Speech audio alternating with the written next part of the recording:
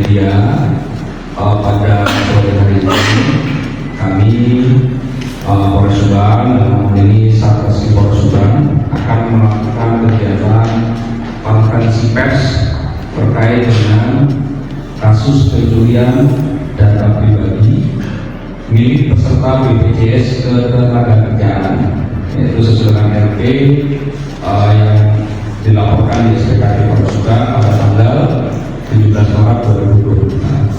Kami sampaikan di sini waktu dan TKP, yaitu pada hari Jumat tanggal 14 Maret 2025 sekira pukul 11 di kantor BPJS Ketenagakerjaan Subang yang beralamat di Jalan Mapista, Kelurahan Karanganyar, Kabupaten Subang.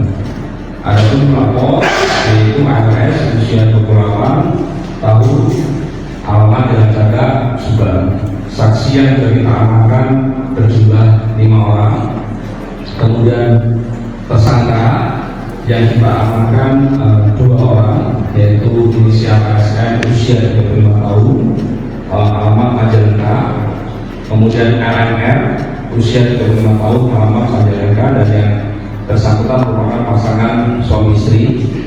Kemudian barang bukti yang berhasil kita amankan yaitu 37 buah IKTP, kemudian 12 buah kartu BPJS, kemudian berkas paparing, kemudian 5 buah handphone, 35 buah SIM card semua provider, ya. Kemudian 2 buah pakaian, buku rekening dan kartu ATM serta dokumen-dokumen pendukung lainnya. Kami ceritakan kronologis peristiwa, yaitu pada hari Jumat tanggal 14 Maret 2025 pukul 11, korban datang ke kantor BPJS yang berada di Kabupaten Subang. Kemudian korban bermaksud untuk mengajukan klaim dana jaminan hari tua miliknya selama bekerja sebagai karyawan PT Tekwan Subang. Akan tetapi korban sangat kaget ketika mendapatkan informasi dari pihak BPJS bahwa pada data sistem BPJS tercatat dana JHT miliknya sudah dicairkan, yaitu sebesar Rp2921.570, di mana telah dicairkan di datanya yaitu pada bulan Januari 2025. Padahal korban tidak merasa sama sekali sudah mengajukan klaim dana JHT dimaksud, sehingga korban langsung melaporkan kepada Polres Subang. Adapun modus operandi daripada tersangka yaitu para tersangka mencairkan dana JHT milik korban tanpa seizin atau sepengetahuan korban. Kemudian tersangka SM yaitu suami daripada tersangka berperan sebagai orang yang mencari data kependudukan milik korban melalui grup Facebook. Jadi di grup Facebook tersebut ada jual beli terkait dengan data KTP dan paparing palsu. Kemudian tersangka menyiapkan SIM card baru dan membuat akun email dan akun BPJS milik korban.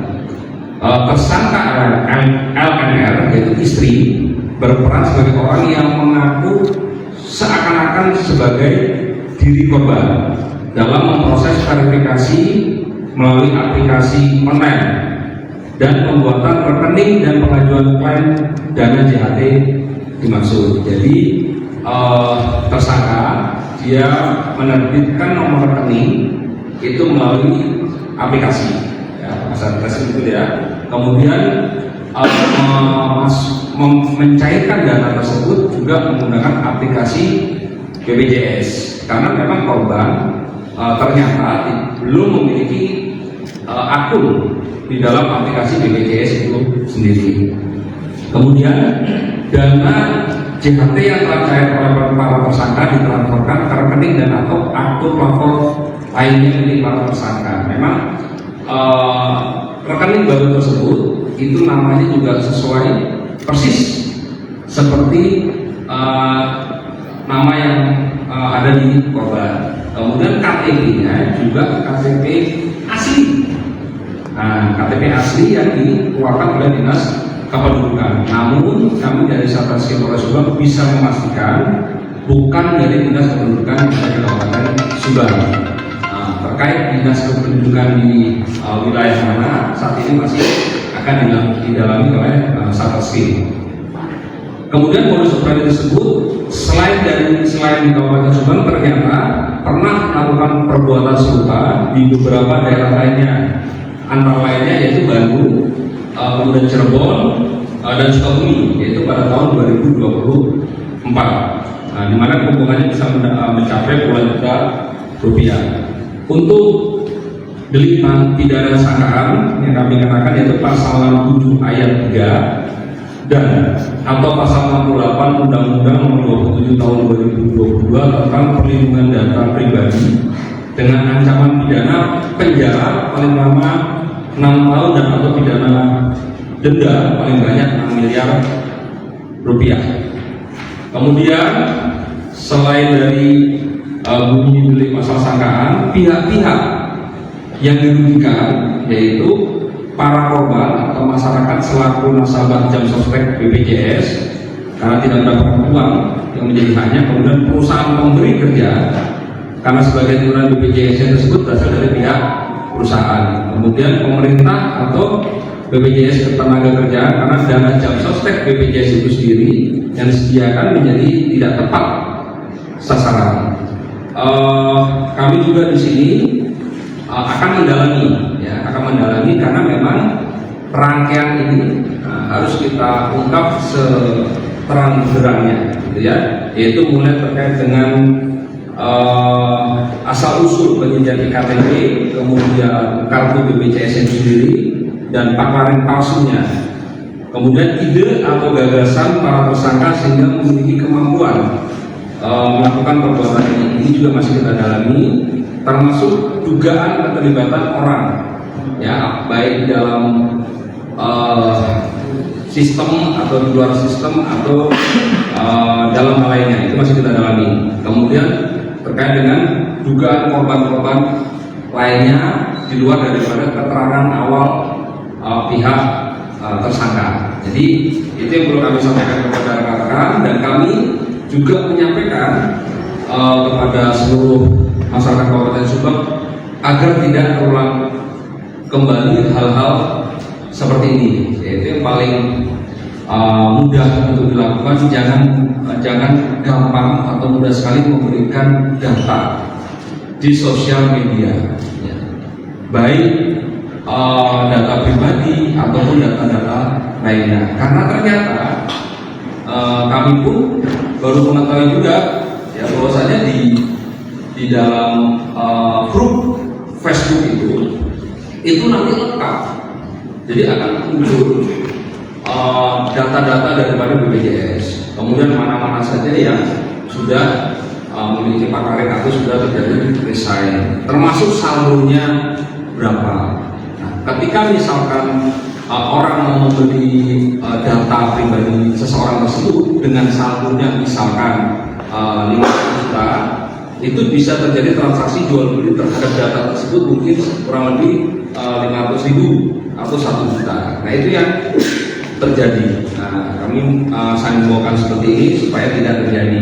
Kemudian terakhir, pemilik BPJS itu sendiri ternyata tidak semuanya pencairannya menggunakan aplikasi, dan tidak semua pemilik BPJS juga melek dengan ID. Ini juga menjadi ruang para tersangka untuk menjebol dana tersebut melalui aplikasi. Dia bisa membuat, setelah mengambil data tersebut, kemudian dia baru bikin aplikasi dengan akun baru. Nah, ini yang sangat meringankan atau memudahkan tersangka untuk melakukan tindak kejahatan. Mungkin itu yang bisa kami sampaikan kepada ya.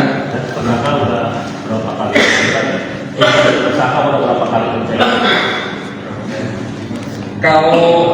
Kalau dari data lokasi kan di sini kurang lebih ada 3 kabupaten dengan tahun di 2024. Tapi kalau pencairannya itu sendiri, kalau dari keterangan penyidik kami antara 5 sampai 10 kali. Nilainya berapa?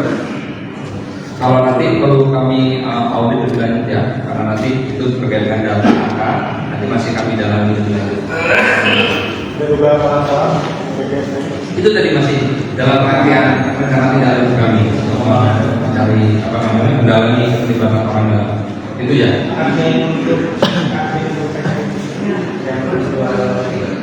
Itu masih kita dalami, karena itu masih konkret ya.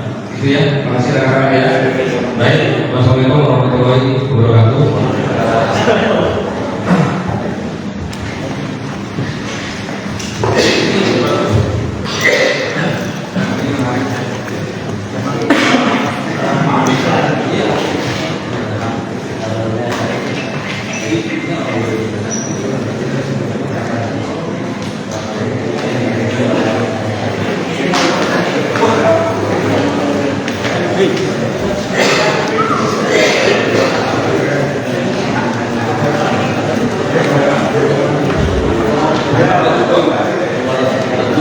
Download Tribun X sekarang, menghadirkan lokal menjadi Indonesia.